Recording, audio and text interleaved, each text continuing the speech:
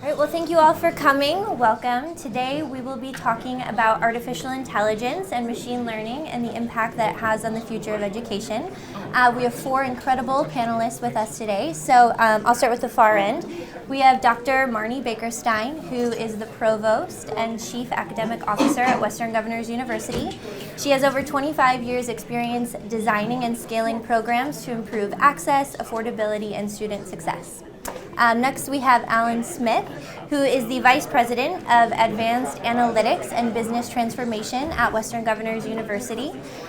He's dedicated to driving operational excellence and efficiency in higher education systems and designing environments which create equal pathways to opportunity for all students.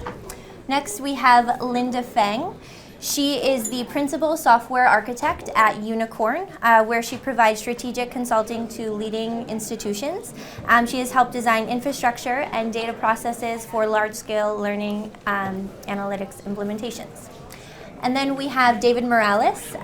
David is the Chief Information Officer and Senior Vice President at Western Governors University.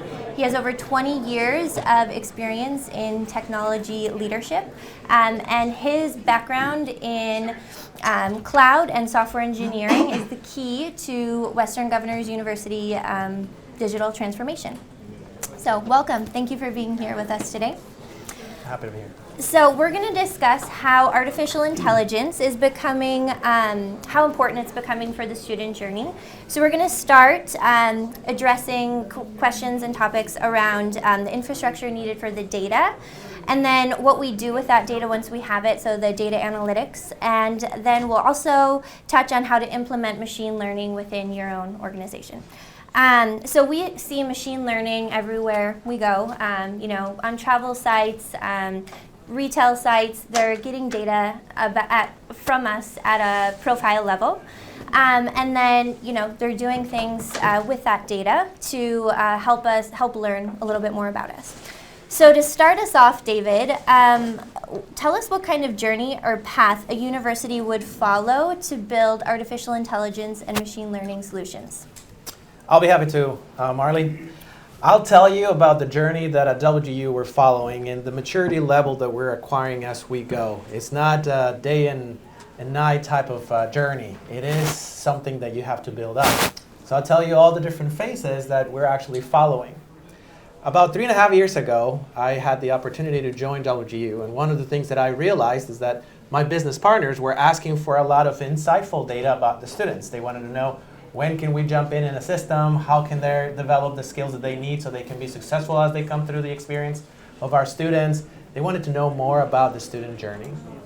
It was obvious to me at the time and to my team that we needed to start collecting the data. We needed data, but not only batch data, not data that was just coming to us either at the end of the day or at the end of the week and sometimes at the end of the month.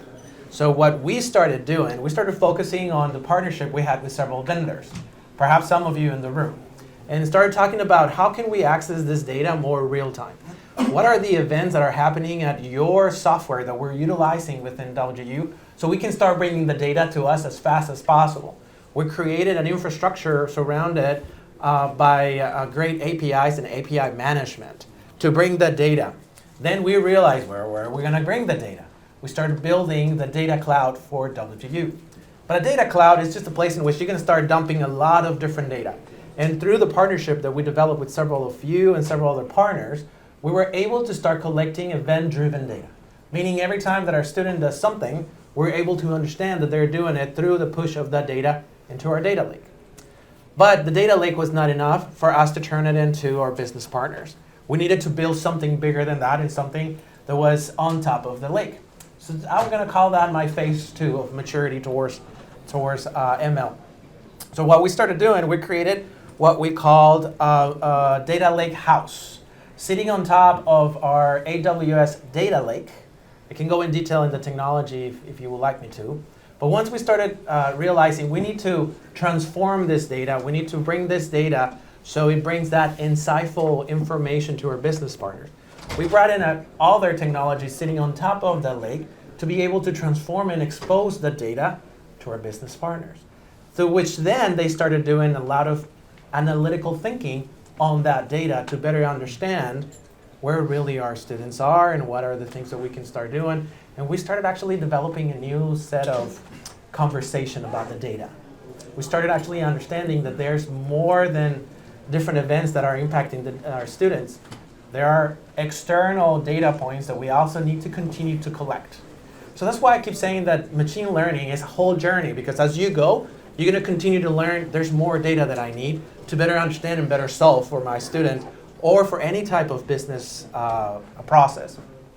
The next step and where we're going now, which we're still working towards, I'll be transparent on that, is because of the advanced data analytics team that we have that Alan is leading, we're now capable of understanding how this data is truly enabling the different colleges and the different student support groups. But now we need to start automating that. We don't want to have just a report to do something. We need to start bringing different type of framework on top of it. So we are thinking of how we're going to implement tools like TensorFlow, how we're going to start bringing tools from our cloud providers like Snowflake and others to actually extract that data and start creating scripts or algorithms that are going to be capable of learning or learn through the data that is being sent through it. And through this learning process, we're actually going to have to start looking into how do we bring and manage an inventory of all these different models that we're going to be creating, and how these models can sit externally to the third-party applications that we have. At WGU, we have, as you can imagine, we're a quite sizable university. We have over 836 different vendors and partners and applications that are enabling us to do the work. So what we need to do, which may be applicable to what you need to do or not, is we are creating an external layer or an abstraction layer in which these algorithms are going to sit, and then they're going to push information back and forth via APIs to the third-party software or to the software we're developing. It is still a journey because we still need to sit down again with our partners to talk about, this is what I need you to collect from me as I'm processing outside, and now I'm going to push this to you and I want you to do something about it. There's so many different journey points that I'm not going to go into detail. I'm pretty sure that my partners on the panel will. But there are so many data points and journey points that our students go through that can totally empower us to understand better how to serve them just in time for them to continue their progress. But in a nutshell, sorry, coming back to you, Marni.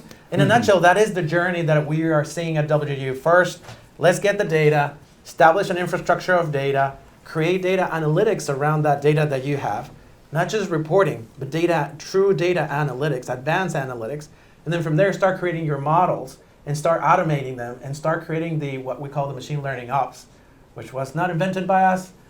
Somebody else did it, Google did it, but we want to implement something in an external layer to push back and forth through all the different applications we have. Okay, thanks.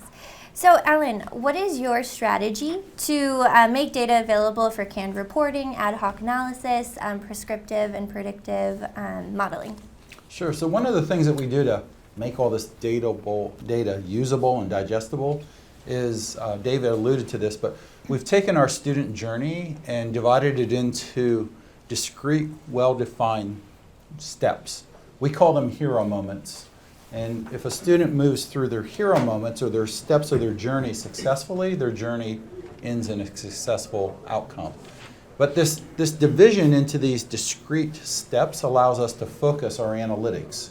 So we have a very defined, end state, start state, and then the value. And then we look in there and we say, what decision support do we need to bring into the student? Like, what does a student have to be aware of? And again, looking at AI, machine learning is a way to help the student make the right decisions to move through each one of these 45 different hero moments. So, the roles that we have a learning analytics team. That's not part of my organization, it's part of our product development group, but they take a look at how we structure our content and our material. My team has a large research component, making sure that we understand cause and effect relationships, and even ones that we haven't discovered yet to make sure that, again, we're training the models the right way. We have college analytics teams that are tied into each one of our, I call them business units, but they're the colleges, And they do some of the day in, day out, where are trends moving? Is that predictive model really predicting the right outcome and tying it back into the business? So it's a distributed role analytics type of implementation. Thank you. Marni, can you tell us why collecting data down to the specific event is so important for the student journey? Sure. Well, I can just echo what David and Alan have said in more practical terms because I'm not technical, so get ready for this. So at WGU, many do not know this, but we actually are committed to solving problems for students one by one, and to show that commitment, we actually have weekly business reviews and monthly student success reviews where we're actually looking at our student success metrics, and if there is a problem with them, we are tasked with defining the root cause of that miss. And as you can imagine, when you have 130,000 students moving across 40 plus hero moments, the root cause of why a particular metric we're missing, it's a very complex work. So much of the work that David set up over the last couple of years and the work that Alan's team is doing on hero moments as well as advanced analytics is allowing us on a weekly basis to get much better at defining the root location of the miss, the affected population of the miss, and then the root cause or why that population is missing whatever that metric is, if it's a pace metric or it's a course completion metric or it's a engagement metric with the learning materials. And so we have it is night and day today versus 2 years ago. 2 years ago we go to these weekly business reviews and we would be asked what the root cause was and we'd be like, no idea, still no idea. Now we're getting much better at narrowing in because of these capabilities. And as Alan said, next phase, and David, you said this too, next phase is now that we have identified the root cause of friction in the students' journeys and we've identified patterns in that friction, we can start automating our transactions to reduce it over time and really have a big impact not only on our aggregate population but on very specific populations of interest to include low-income learners and learners of color. So to talk a little bit more about the data, Alan, you mentioned having data infrastructure and analyzing that data. Can you talk a little bit more about the specific type of team that you need to really utilize that data? Sure, absolutely. And before I go into that, I think Marni said a key word, the friction word, and we talk about that a lot. And another way to think about it is headwinds or tailwinds, right? Mm-hmm. Like at any point in the journey, any individual learner in that hero moment or that step of their journey, in that particular piece of learning material, could be experiencing headwinds or tailwinds, headwinds of friction. And then, what we watch out for is, friction often leads to frustration, and you want to catch it there before it leads to failure, right? So, we have a team of individuals that are part of the advanced analytics unit under me that are, pure researchers. And these also employ some of our, we call them faculty fellows, individuals that we move out of faculty positions for a fixed period of time. But we're doing pure research on this model, that model, cause and effect, and really trying to discover things that maybe we're not aware of, even around diversity, equity, inclusion, how individuals react to our material. And it's very beneficial to have people that are also coming in from course instructor positions, program mentors doing that. We also have a group of predictive model builders, right? Good old-fashioned, let's predict graduation rates, course completion, dropout, is that person. And that helps our business, I call them business units, they're the colleges, they can look forward with confidence and plan their growth and plan their services. And then we're expanding our prescriptive model building, again, based upon helping the students make the right decision at the right point in time in their journeys. So those are the three big areas. The other thing that we're adding that should have been obvious, but now it's more obvious than ever, is AI analytics project management. We've always had project management, and you're like, oh, you can just project manage. But no, there's a little bit different bird that you want. And we're recently building, pulling some people that want to have project management background out of some of our analytics roles, and that's starting to bear fruit. Again, you wouldn't think it would have made a big difference, but having somebody with that background manage a project of that scope and scale, they just go smoother. It also, sorry to jump in, but it also helps having this individuals with such background. It also helps us understand what other factors are out there that we're not collecting. Like for instance, I was having a conversation this morning with one of our partners, and we were talking about, I wonder how the weather or a natural disaster that is coming to a certain area can impact those students, and how can we proactively start acting differently so our students can continue to be successful. Obviously, one of the things that you don't think about when you are in a natural disaster is going through your learning process. But if we can start capturing data external to some of the journeys, we'll be capable of actually serving those students faster in a different model that it may be completely different than what they're accustomed to be served with. So Linda, question for you. So we talked about the type of team that we would need. What kind of tools do we need for all of this to happen? Yeah. Well, and first, I will say thank you guys for having me. And the company that I work for is Unicon. It's very commonly mixed up with unicorn, and we probably should have our own mascot as a unicorn. But I am really thankful to be here, and I also wanted to thank everyone. Because I know that you have a lot of AI panels to choose from here at the conference. I think there's probably at least 2 other panels that are titled AI and the Future of Education that are actually at this time slot alone. And I'll say that this morning I was actually in a different AI and the Future of Education panel and heard a great analogy. Someone said that the data infrastructure is like the not the glamorous part, but it is needed in order to really build that foundation for AI. So it's a bit like, if we wanted to admire, I'm from the San Francisco Bay Area, and there's a beautiful art installation on the Bay Bridge where there's all these different lights, and they are on and off, and different lengths of the light.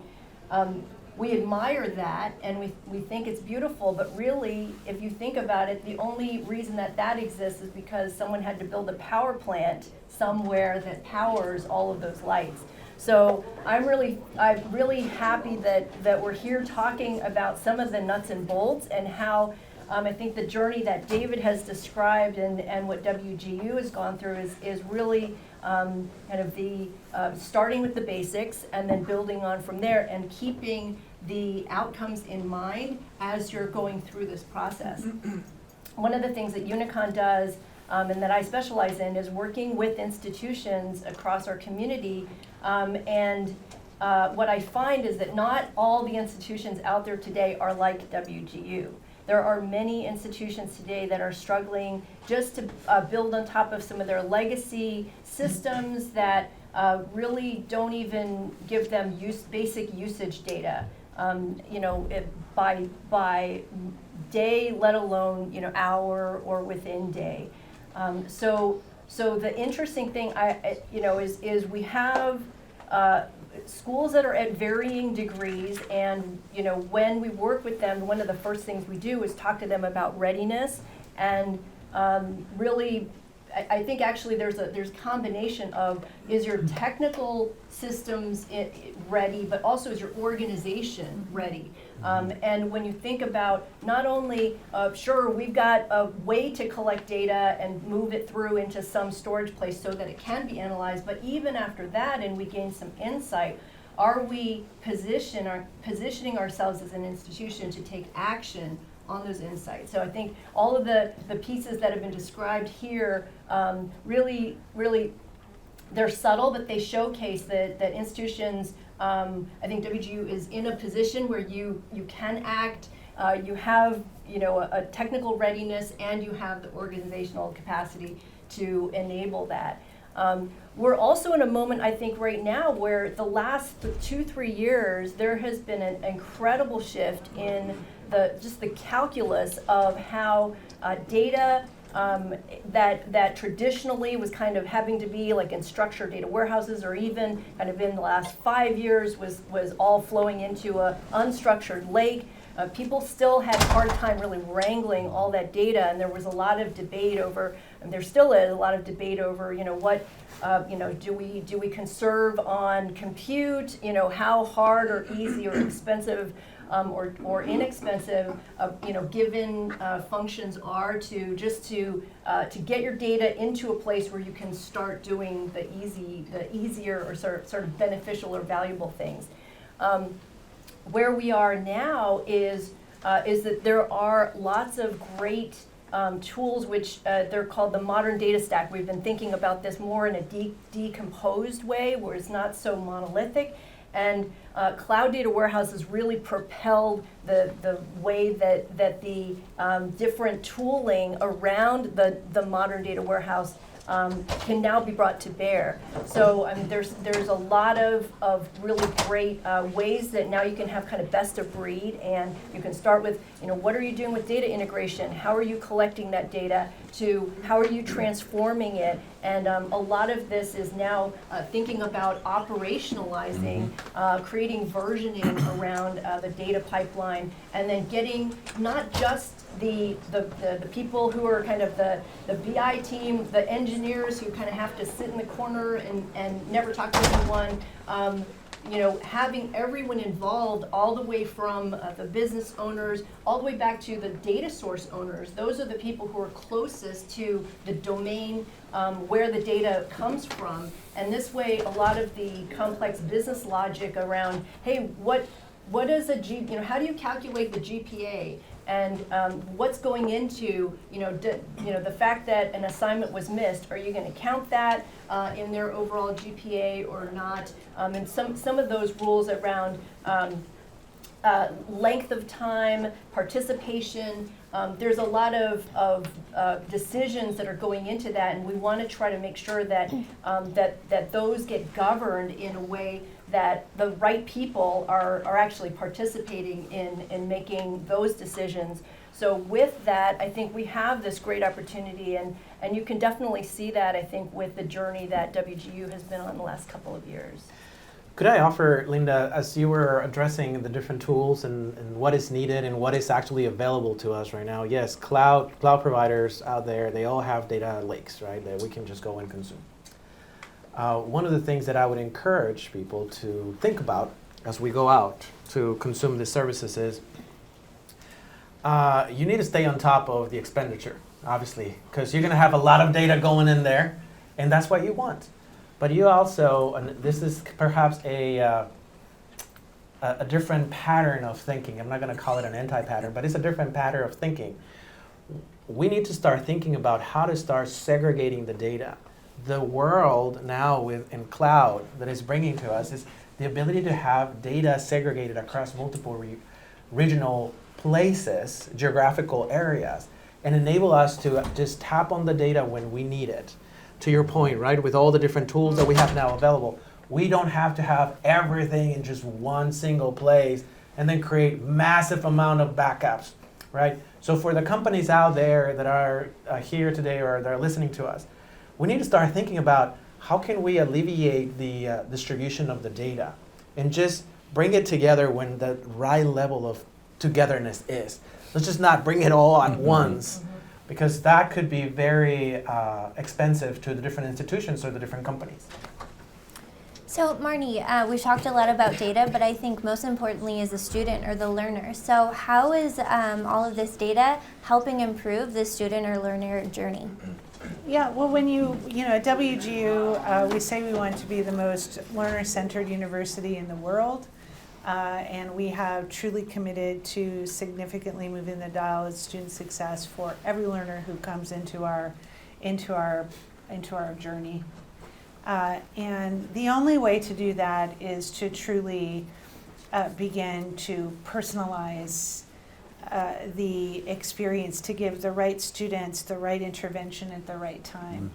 And the only way to do that is to really understand at an individual learner level how different interventions or experiences in our journey are impacting them and how that impact is leading to outcomes. That's what we've committed to, and it's a really ambitious, juicy mission, but it really takes this kind of infrastructure, both on the business side as well as on the tech side, and this kind of investment and this kind of very hard, complex work to really get there. I'll just add one example that I was thinking about, which was not even as a student, but as a regular person. I was flying across country and had to change planes in Chicago. And so as my plane landed, which was maybe a hero moment, I got a text from United that said, welcome to Chicago. Your next flight, is, on time and is leaving at this time and is at that gate, and you're arriving into this gate, and this is how long it's going to take you to walk from that gate to that gate. Yeah, exactly. That's exactly what we're talking about. And to give a higher ed example, of an intervention, a critical intervention at WGU is the feedback that a student receives on an assessment attempt, right? And so we want to be able to understand everything about that intervention, what is the nature of that feedback, what is the timing of that feedback, what is the modality of that feedback, what is the tone of that feedback. And then we want to understand all of that against individual learner profiles and ultimately outcomes, because not everybody is the same. And to be able to do that, to actually be able to do that at scale, we believe is going to change the future of higher education and our understanding of teaching and learning as an individual act of transformation. And the only way to do that is to be able to have these tools in place. It's complex work, but we've really made progress because of the work that you've brought to WGU, David, and the work that Alan, your team, is doing in AABT.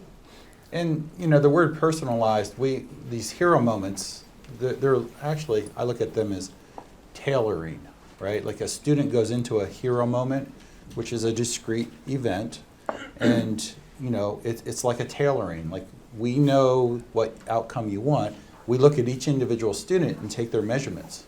And of course, their measurements come right back to the data, right?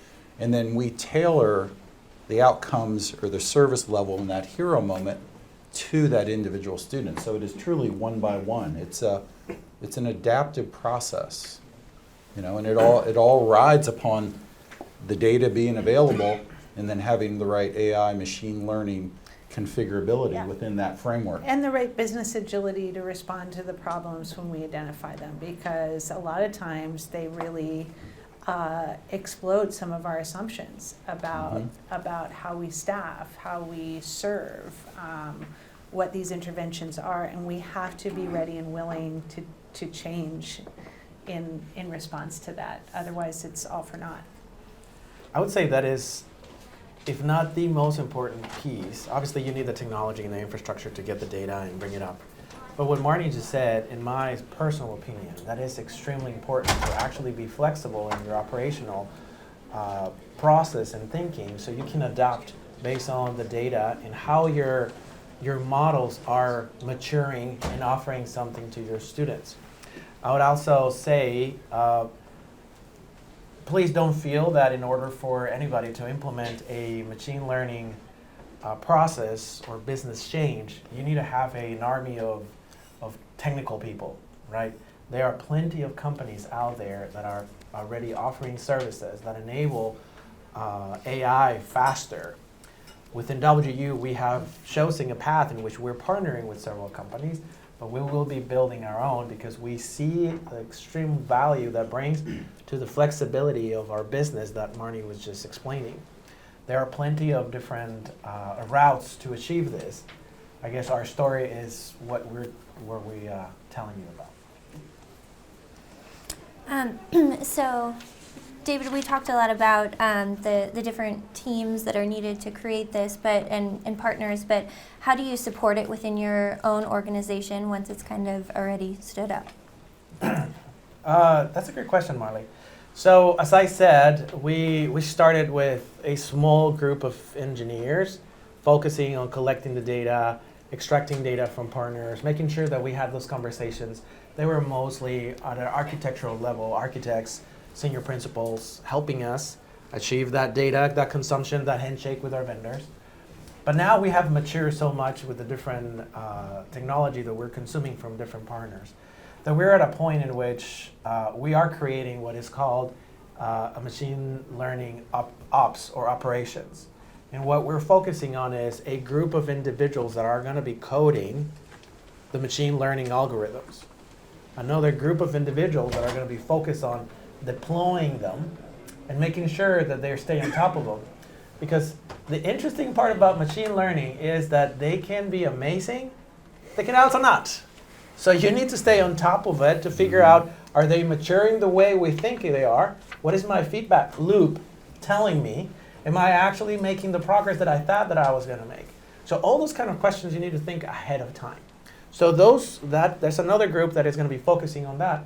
And then last but not least is the group that is responsible for the infrastructure, bringing the data, holding the data in a data lake, distributing the data across multiple different geographical areas. As you can imagine, when you're a university with over 130,000 students, you need to make sure that you have your data very well distributed, because any type of technology failures will cost you highly. So as you think about the architecture or the implementation of what needs to be, my invitation is to think about what do you want to do with your operations at the business level, and then start talking to your technology group or your partners in technology to enable you to create the models and the data distribution so you can still manage your costs. Because again, this is the second time I'm saying this, it can be very costful. Yeah, one thing that I do like is framing this as a partnership, where the business owners and those who really are the stakeholders are helping to collaborate with the technical folks that bring the solution to bear. I think that feedback is really important, especially because these algorithms need to be transparent and open for inspection. I think, what's the mantra from Google is don't be evil. I think another mantra we might think of here is don't be creepy, right? So there is that fine line, and as much as we can try to ensure that there is data that can be used for empathetic nudge type and helpful assistance, as opposed to something that might be construed to be creepy. Yep, I agree. Right. Okay. So we do want to leave some time for questions. So I will just end with one final question, and anyone and everyone can jump in. Can you give us an example of applied machine learning for the student? Oh, I can give an example. It's an aspiration, right? But it would be, I would love to get to a day when somehow we can, in our funnel, collect enough profile information, I don't mean that in any creepy way, about the learner to do auto admit, and then in that auto admit to be able to give it basically through that kind of diagnostic, set up a first term pathway. If they could just sort of walk through the door and bling, we can see, yes, this is where you can be admitted based on your goals. This is where we believe you would thrive, and here is an optimal first term experience for you. And to reduce that admissions friction to that, I think would be an incredible student success move for our students, because so many of our students have had bad experiences in the past with education. The whole process of admissions makes them incredibly nervous, and this would just take all that away and be very productive and positive and strengths-based. And by doing this, imagine the confidence that that will bring to the student to know that what is being offered to them is the path of least resistance for their success, Yeah. right? Yeah. And all this is being done systematically without a human being necessarily having a conversation with that individual, unless it's needed. But we all now use technology for everything. We use data for everything. We may or may not like it, but we use data for everything. Even my refrigerator is giving me data.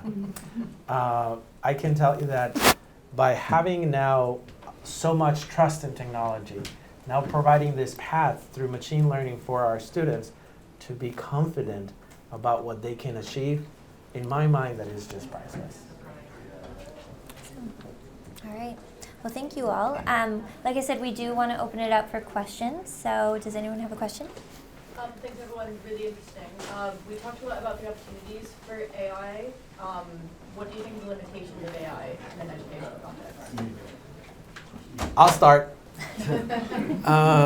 There are several. I'm going to say that out loud and first. There are several. One of them is, how are you actually going to track the feedback loop to make sure that that is really impacting the student the way that you need it to impact? That's why what Marni said a few minutes ago about the partnership with the business and having that operational flexibility is key, in my opinion, for success in machine learning. It is really understanding how the behavior of those algorithms that you're creating, is it really tracking? I used to work for a big box company before that they use a lot of AI. And one of the early learnings we went through is when you don't watch an algorithm can actually cost you Yes. deeply. So one of the challenges is you need to stay on top of it and you need to be able to react operationally. That is one of the challenges, in my opinion. And I like the example of the meat, but in general, can you give some examples of what are usually the X's, the inputs that you're measuring, and what are the Y's that you are also trying to affect and measure, essentially? Which are the most common, and also if there are any X's that you would like to, but you are not able either to collect or you don't want to collect. But just to understand like what are the inputs and what are the outputs that you're trying to measure, which you think are the most crucial. I don't know if Alan, you want to understand, because in my mind it's based on that specific student experience that we're trying to bring, the hero moments that Alan was referring to. There are plenty, well, not plenty, we have several in WGU. I'm quite certain that my business partners can come up with even more than what we have so far. But I know, every but single one will require. I'm describing some, or I'm asking to like describe something like the model that you have in mind. It's like I want to affect the career outcome of the student. Hence, I am measuring X, Y, Z because those are the Okay. the Yeah, metric, yeah, and yeah. those are the Yeah. input. And so like, So what are some of like 3 or 4 Y's which are that final output? And So so at a very high level, we're looking at access and attainment and then factored graduate impact of our students after post-completion. And then the roll up to that is we're looking at several student success KPIs that we actually know if we track these measures that students are on a healthy path to completion. And those would include course completion rates as well as personalized pace rates, because at WGU pace is personalized. We do not have set pace through a term. So we look at on-time progress, personalized on-time progress, course completion against scheduled dates, as well as some engagement measures at that level. And then there are literally hundreds of inputs to those KPIs. If you go down to that next level and you're looking at course completion, then you're looking at a bunch of course level engagement and intervention inputs to sort of track in any given course, and it is a game of courses at that point. So our advanced analytics, and then also we're looking at population inputs and looks basically, personal profile inputs related to behaviors, related to prior academic experience, related to et cetera. which also can vary greatly as inputs from course to course, depending on whether that course is calculus or it's US history or it's et cetera. So the advanced analytics team that is doing this like cross-vector research is working on that. You know, we use right now, because of the complexity of it, the locus is those hero moments. That's how we are making sense of our world. And then unbundling those into how are they related to those high-level KPIs, and then what are the inputs that sort of go up, and then how can we track those inputs not only in the aggregate but at the program level and at the course level, and sort of associate those with individuals. And so it's super complex. It's super complex, and we're really taking it on one hero moment at a time, because it is probably more like understanding and diagnosing diseases and conditions, and then understanding how to respond to those, than it is a retail scenario where you're looking at buying behaviors. And I'll just say that it is complex, and it looks like you know, with the detail that you're collecting at the course level, this is rare, I think. The vast majority of universities today, I think, still have very siloed a data inquiry process where you know, they might have institution level only. They're just looking at graduation and persistence at that level. It's slowly starting. They're starting to think about, hey, we got data within the course. Let's think about whether or not we can detect if a student is being successful from week to week within the course. But that is actually a kind of emerging area where there is, you know, again, with better insights and signals that can come out of the LMS, they now have this great opportunity, but you know, that everyone's still kind of thinking about what could they do, and then let's take that LMS data and also bring in something that we know about the student in their program. I think that's where there's still a lot of work happening today with universities that are, you know, I think WGU has put all the pieces together, and it serves as a great example. But definitely other schools are kind of still on the early stages of that journey. Yeah. I also wanted to address one thing that was brought up here around limitations. I just wanted to bring up data literacy is really important when people are faced with what should we do now that we have all these data points, and how do we interpret it. Everyone's got a different lens, and data literacy for end users. Not only, you know, not everyone can be, you know, the data scientist who knows how to interpret all of that data. So helping people once they, actually, one of the really funny phrases that I've heard is that sometimes maybe we need data therapists. Someone who can help us say, and how does that data make you feel? Yeah, I was going to say that the other thing about it is, culturally at an institution related to limitations, if you do not have a culture in your faculty or your practitioners across these services of learning and of really embracing data as learning scientists, and then a willingness to sort of adapt their behavior or perhaps completely, totally turn their behavior upside down, if you don't have that culture, then you don't want to know some of this stuff, right? Because yeah, So we have one more question way in the back. Hey, so we use a conversational AI to deliver feedback to students, and I was wondering, from your experience, what have you found to be the biggest barriers to getting students to actually trust an AI, and then how have you overcome those barriers in your practices? Who wants to take that? So we have, in terms of like AI that's surfacing through bots or through a technical interface. We've done several pilots as well as have several capabilities. One of them is in financial aid. And generally speaking, when we roll them out, we roll them to very small populations. We test them, we create focus groups around them, and then from there we figure out how do we need to rally around that with our service teams, and then how do we take that to scale. And we've had some really great success, particularly in financial aid, which I can't speak in detail to. We've had some really great experiences to date. However, with most of this hero moment work, it does not surface as bots. And it does not surface yet as intelligence directly to students. Rather, it surfaces to our community care and how they respond to the students. But we do see bots and other forms of automation as a big part of our future experience. As you probably know, every one of our students has a program mentor, right? And that's a big part of that trust network. And then, of course, any AI tool or any recommendation engine, I mean, they're in the loop of it. I mean, it may go right into the student, but the program mentor is in part of that communication loop. So, you know, if a student calls up and says, hey, this tool just told me to drop this class. Has it gone mad? Yeah, exactly. Is that a good idea? Did you see this? You know, and they're part of the rollout, the implementation, the testing, and then of course the monitoring, right? And it's not going to happen from one day to the other. It is something that you need to keep your finger on, and you need to push, as Marni was saying, you need to really get that level of cushion for the students to feel safe around it.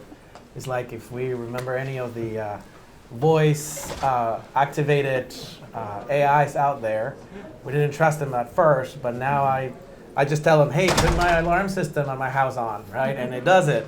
So I think it's something that we need to stay on top to make sure that it's constantly evolving and growing. I mean, this is AI's augmentation versus automation, right? We're using it to augment the mentors. And then next step after this might be completely automation substitution. All right, well, I think we're at time, so thank you all for coming. We appreciate it. Thank you. Thank you.